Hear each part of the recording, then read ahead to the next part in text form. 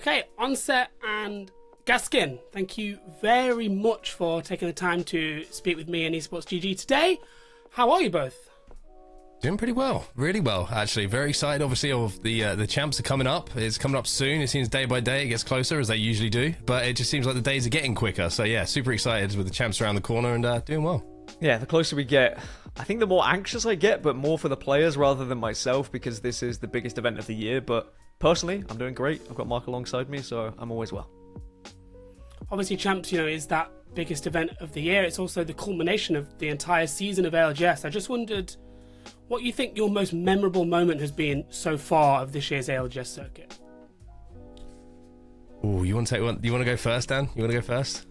I think for me, the most memorable moment was the final circle of Season 1 playoffs, or Split 1 playoffs, when Hal came down from the heavens and Mark used that line during commentary. I think that was one of the biggest ones that sticks with me because, A, the commentary just fitted with the gameplay so well, and I remember the crowd just erupting, and I had chills. I was absolutely ecstatic at the moment. It was just incredible. I think that would be my best moment. That was a cool moment. Thank you, by the way. That was very kind of you. I think for me, it was just having two. Well, we will obviously have 3 LAN events this year, but the fact that we've been able to consistently go back and watch the players do what they do in front of a live audience, where it seems to get louder day by day, event by event, and there seems to be more and more passion coming in from the community.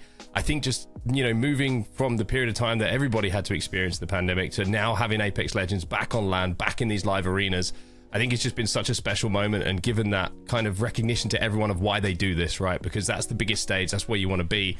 And I think just feeling and hearing that crowd back and hearing the passion of the community for me has just been something that you just never forget, and has always been a standout for me. Yeah, you've kind of touched on it. I was going to follow up with what you thought ALGS had done particularly well this year. Me first? I'll go first this time. ALGS what's done well this year. I think one thing it's done really well is given a platform for the players to show what they do, obviously on a global stage. But also I think the way that it's including a lot of the community in some of the events as well has been really good. I mean, there's been a lot of highlight and content that's gone alongside it, which has given personality to the players behind the mouse and keyboard or controller, whatever peripheral they're using. And I think one thing that it's done really well is created almost heroes out of the players that we have. They're some of the best in the world. They're some of the most talented at what they do. And I think by exposing the side of them that you don't see in the gameplay, I think has created fans. And you're seeing that now when you're at live events. You're seeing segments of the crowd dedicated to certain players, certain teams. You're seeing signs. I mean, the signs that we saw at the Split 2 playoffs with LEDs all over them, it was absolutely nuts. And I think when we're seeing the players become more than players, and the fans that are getting behind those teams and players come to life, for me it's a great thing the ALGS has done this year. Yeah, I think that the constant strive for improvement for player situations, making sure the players are comfortable, making sure the players are happy, making sure that the viewers are happy as well and the audience members are happy. ALGS is always striving to make sure everyone is the happiest they can be, making sure the talent is the happiest they can be. I think that ALGS is always wanting to improve everything for everybody involved, and it's not just about how many numbers and how many people are watching, it's about how the experience is for everyone, and they are always making sure it's better every event. Yeah, those LED signs were something else. Absolutely, I didn't even know you could have LED lights in a sign. But every day's a learning day in esports. Obviously, looking ahead to champs, you've had the huge season 18 update. There's a lot of changes in there specifically that I think are very relevant to comp. I just wondered if you thought that there was a legend, particularly that you think we are likely to see that maybe ALGS fans are not used to seeing before. You going to say the F word, or am I? Yeah, I was going to say, I think Fuse is likely to make an appearance with the meta shifting to even more zone-heavy games. We're going to see a lot of people try and utilize the ability of having those grenades and having his ultimate available as well, and it just means that you've got someone that can just absolutely barrage someone at the end of the game. So I think you're going to see a lot of Fuse. Maybe that's the most kind of off-meta pick. There will be a difference from previous events. Yeah, I think Fuse is definitely going to be a mainstay, especially on World's Edge as well. I think with the armors in general, I think have been nerfed a little bit on a lot of POIs. It's such a free way with the knuckle cluster just to level up your Evo shields. If you're seeing a couple of teams in the vicinity, you just get free tick damage, which is going to, at least if you're leaving with white armors, which you don't obviously want to be doing, you're going to be able to get up blues without taking much risk. So I think Fuse is certainly an option. Also, the Motherload Ultimate counters a lot of cat walls that go down if you can isolate a team. So I think teams have started to catch on to that a little bit. Obviously, there was a few front runners, as always, with the pick, and then everyone kind of follows the trend. But Fuse, I think, is certainly going to be a World Edge mainstay for a lot of teams. Is there a legend that you'd ban if you were given the chance from ever appearing in competitive again? Personally, for me, in my ranked games, I would get rid of Seer. I've always been in a position where Seer being able to spot me out, I like to kind of rat away, I like to hide, and I think that ratting creates for some very exciting moments in ALGS, like the amount of times we've seen teams, just one person alive, and the camera will follow them, and the crowd starts to get hyped. Seer can sometimes negate that a little bit, so I think if I had to get rid of a legend, it would probably be Seer, but I think that the balancing's coming through, and he has still found his place in the meta.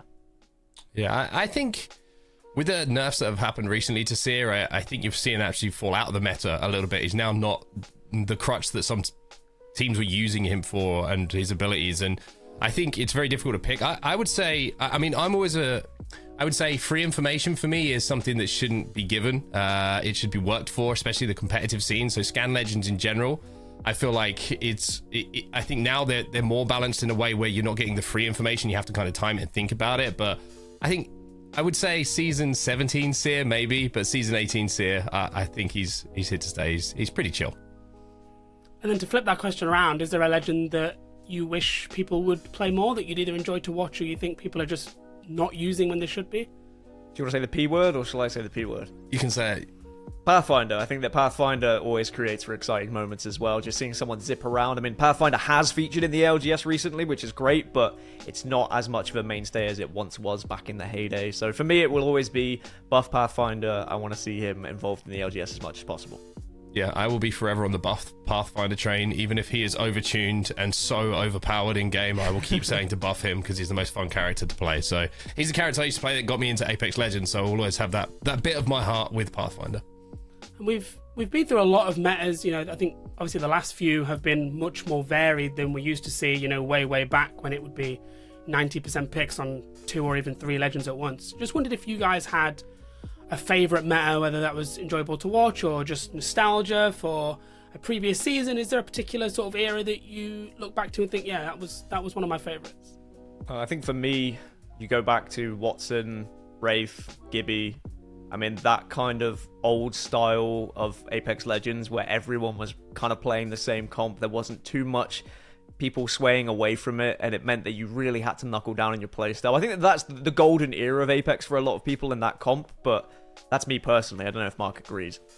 I would say second half of season 17, I really enjoyed the meta. I think when Catalyst came into the meta and everyone started working out a little bit more on how she could be used, alongside, you know, Horizon and Seer, I would say post nerf Seer, where he was more of an instigator than just a free information finder. I thought that was a really, really nice meta.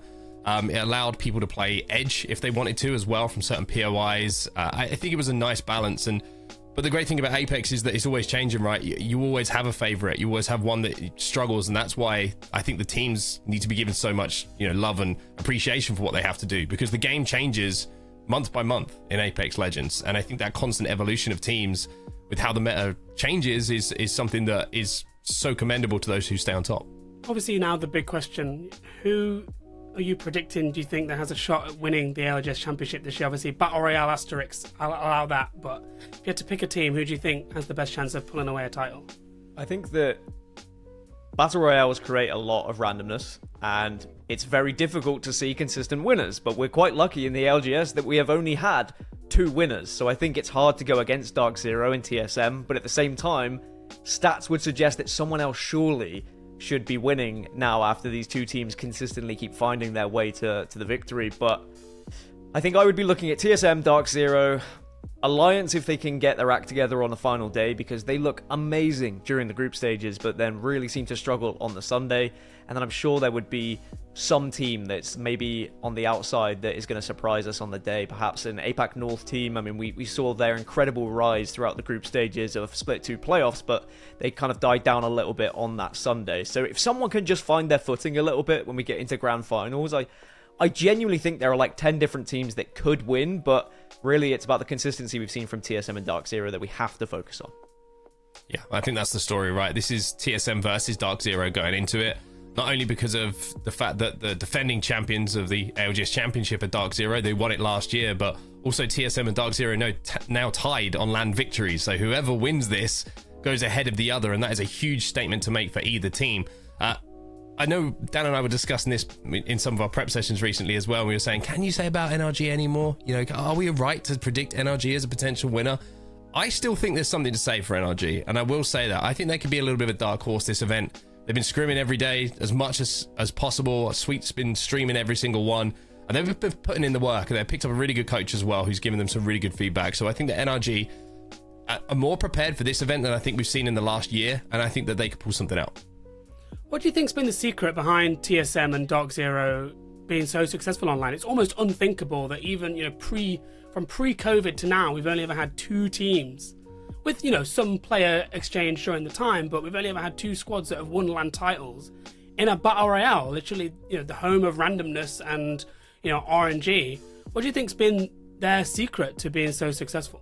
I would say their ability to negate the RNG. I think that Apex Legends as a battle royale probably is a game that you could negate a lot of RNG in comparison to other titles. I think you can play to your advantages and you can work around your disadvantages based on where you land, you know, where the zone may go. And I think they're 2 of the best at that. I think they both have really strong POIs to play from as well, which, you know, they've fought for. We saw, you know, DarkZero not giving up Harvester against Aurora for the entirety of the group stage. And I mean, that paid off for them hugely, right?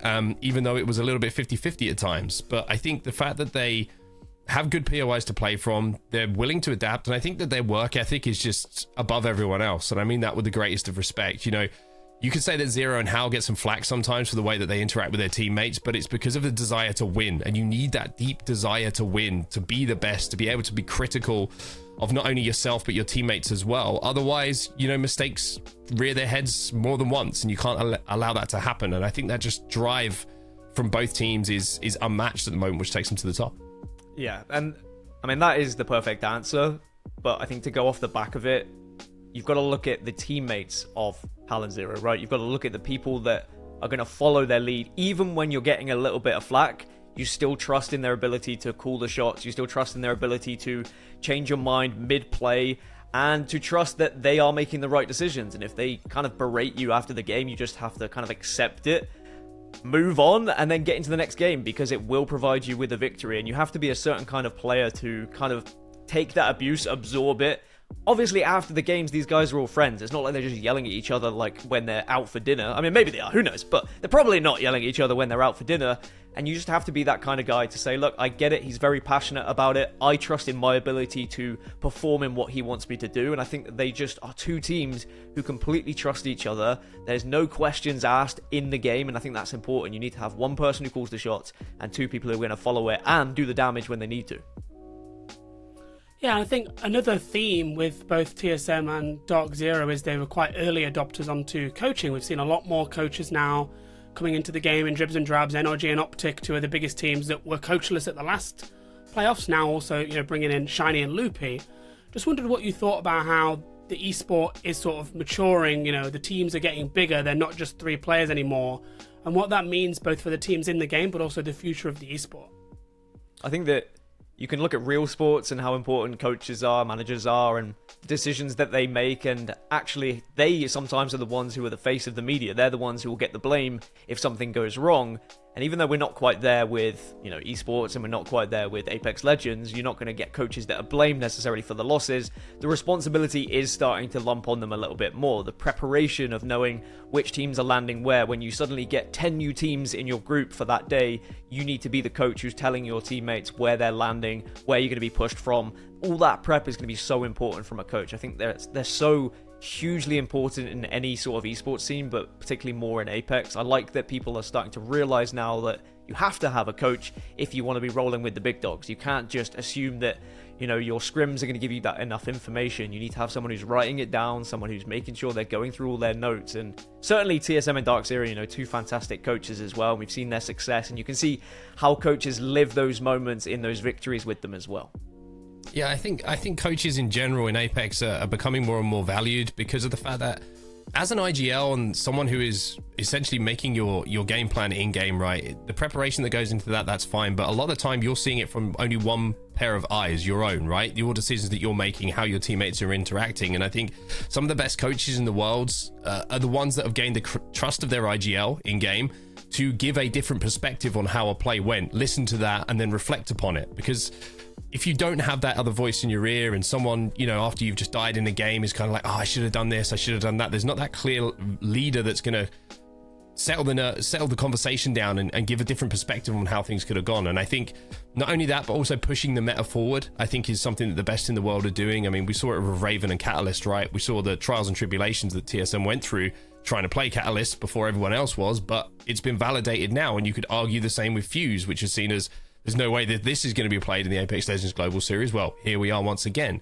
So I think the constant, you know, looking to get ahead of the meta, ahead of how everyone is playing, and just give that different perspective from an overarching view instead of just the one that your POV you're looking through in game is super important. Do you think there are any players or teams that are massively underrated by the ALGS fanbase? Oxygen Esports. Oxygen Esports for me, one of the most fantastic stories that you could ever have in esports. You know, I'm sure that everyone would have heard about it up until this point, from, you know, arenas to the main stage, from the main stage to placing third, I think it was overall, third or fourth, excuse me, I may be corrected, but I mean, what a performance. And I think those three guys, I mean, Vayne is an ALGS champion from the North American regional. Everyone forgets about that when he was on that bottom 20 team that pulled off the Cinderella story. And I think the Cinderella story just follows him around. You've got two, you know, young controller players with him that are absolutely monstrous in those fights. And I think they are such an inspiration for anyone who wants to get into competitive Apex to show the way that it's done. And I think that wasn't a fluke what they did at Split 2 playoffs. I think they're going to be right up there and challenging again at the champs. I think there's a lot of teams who are underrated, but there's also a lot of teams who haven't performed on the big stage. They perform within their own regions, but then they struggle when they get to LAN. I think that's one of the reasons why people were like, oh, well, you know, maybe they're not going to be able to do anything at this event. A team, for me, that I think is a little bit underrated, maybe J-Lings. I think that when they were back at IG, they were one of the best teams we had on World's Edge. They were incredible. Their consistency in the region, it was the best that we had seen throughout the entire world. And then when J-Lings formed and the two players jumped on that roster, they've kind of fallen off a little bit, and I think the meta hasn't really suited them. But as players, I still think they're underrated, and I still think they have the ability to push forward and be one of the top teams, but they just haven't really found their footing just yet. And then I just also wondered what your guys' thoughts were and your observations on the way the meta has evolved between inputs as well. Obviously, you know, there's loads of discourse online, and people, you know, will talk to the death about this subject. I just wondered where you guys thought the perfect balance was in terms of, you know, a makeup of a team. And it's been a long time since an M&K player broke through into the LGS. And I also wondered if you could think about or share your thoughts on why that is. I think it's impossible to do. There's always going to be one that is slightly advantageous over the other. And I think a lot of the reasons that, you know, people will always say controller is stronger in Apex Legends is because of the range of the majority of fights that you see in competitive. They're all short to medium range a lot of the time. And obviously you're going to have an advantage on control in those situations. However, then you can say, hey, this controller player's got a Kraber, my mouse and keyboard player's got a Kraber. You're going to give the Kraber to the mouse and key player every single time, and he can change the game. And obviously you're limited in movement on controller compared to M&K. And there's going to be, like you say, this ongoing discussion. I think that there is room maybe with the talent of player that is on controller in the ALGS, maybe in the competitive scenario for a little bit of tuning on aim assist. But something that I always highlight to people is everyone says, like, when they see the one clips coming in from a controller player on the main stage, it's like, Snipedown's a great example for me of this. Snipedown is one of the greatest controller players of all time, with one of the best aims you have ever seen in all of esports. Whatever game he's played in, he has been one of the best. And that's the bar that is set, right? It's not like you're just watching someone at home picking up a controller and being able to do this. It is people who are putting hours and hours of dedicated practice, years and years to hone their craft on the controller, which is why they are so effective. However, saying that, I will say, going back to my previous point, I do think there is maybe some adjustment to be made on that. And I think, but I would say in general, I think we're pretty close to a balance at the moment. I think one mouse and keyboard player, two controller players is what we see often popping up, because as Mark said, there are advantages to both. The reason why we probably haven't seen many mouse and keyboard players come through is because people follow what's working. And when you look at the list of all the top players and who are doing all the damage, who are getting the kills, a lot of them are controller players. And people are like, okay, well, I guess I'm going to be learning controller, or I'm going to be using controller on this game. A lot of mouse and keyboard players and people who have used mouse and keyboard for, the 10, 15 years that they've been playing in esports, maybe are going towards other games that are more mouse and keyboard focused, rather than Apex, which has shown so much kind of priority needed on that controller and having those two players who can win those close engagements. And as Mark said, if you're a mouse and keyboard player, and you have been for the last 10 years, you're not going to be able to pick up a controller and match the same kind of aim that people who have been playing for the last 10 years on controller are. Sure, you'll have a good go at it, and if you are talented, you'll be able to transfer eventually, but it's not going to be that easy to just transfer from one to the other. But it is an interesting debate. It always is. There's going to be two sides to every story, where some people will say, oh, it's easier on this, it's easier on that. But ultimately, at the moment, I think we're in a relatively good place. The fact that you will see a couple of controller players and a mouse and keyboard player means that they both show their worth. I'll just quickly jump off the back of that as well. I think gun meta will certainly have an impact on it as well. SMGs have just been nerfed. The Peacekeeper, now you have the ability to hit some attachments on that, and the mouse and keyboard players are going to be smiling once again. So I think SMGs is kind of, I would say, the pain point, just those close range battles, but I think it's getting better, and I think that we're heading in the right direction to finding a balance between the two. And then I'll just move on now to a quick fire round, see if I can catch you guys on some very quick one-word responses to some very common questions. Okay, first, favorite legend. Horizon. You said Caustic. Caustic. Yeah, it's I need a new casting partner after that. That's interviews now terminated. We're not carrying on with these questions. That's it now. Least favorite legend. Caustic. I can smell the rubber on that U-turn. Yeah. One map you would add to ALGS from the three that aren't currently used?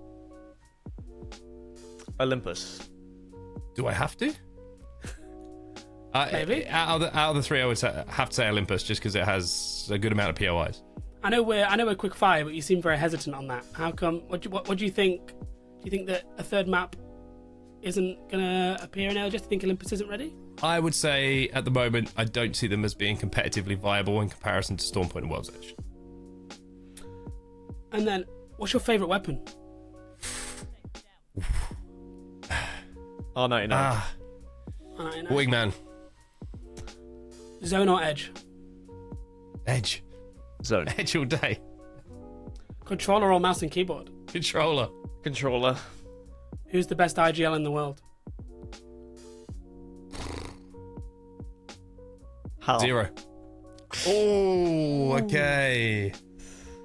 Okay, and on that one, that is the bombshell that we will leave it on. Onset and Gaskin, looking forward to watching you guys kill it as always in Birmingham at the ALGS Championships. Thank you so much for taking the time, and we'll try and forget that your favourite legend is Caustic. Thank you so much. Thank you.